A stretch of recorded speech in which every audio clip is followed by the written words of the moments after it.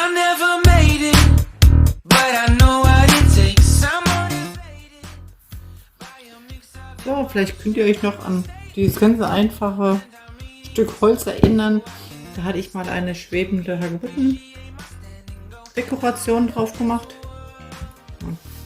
Die Hagebutten habe ich jetzt weggenommen, die Dekoration und die Blätter. Das sind noch, also jetzt nicht mehr ganz so schön aus. Das sind die Blätter, habe ich immer rausgezogen und möchte jetzt das Stück gerade mit diesen Löchern wieder verwenden. Und hierfür nehme ich das Moos, was jetzt super schön getrocknet ist, nachher zum Abdecken.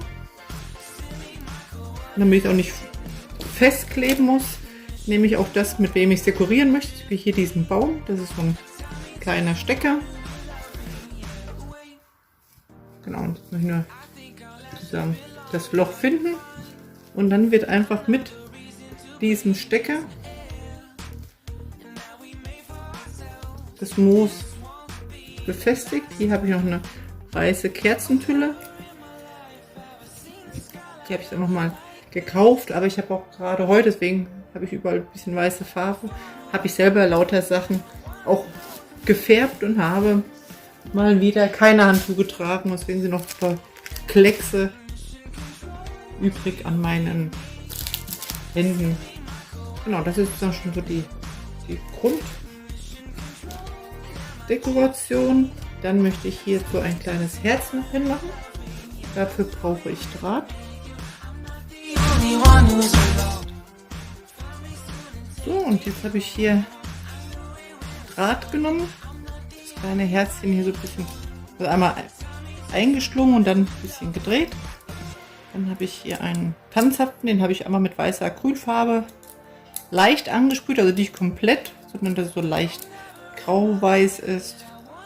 Ist auch so ein bisschen an Schnee erinnert. Und lasse hier jetzt ein kleines Stück Draht, weil das kann ich super hier ins Moos einfach stecken, fällt gar nicht auf.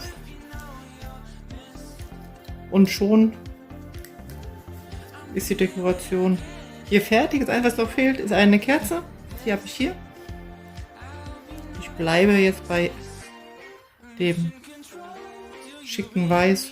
Ja, und fertig ist eine super einfache Dekoration. Eigentlich ja, 3, 4 Deko-Elemente, ein bisschen Moos und fertig ist die Umgestaltung von dem einfachen Brennholz-Holzblock.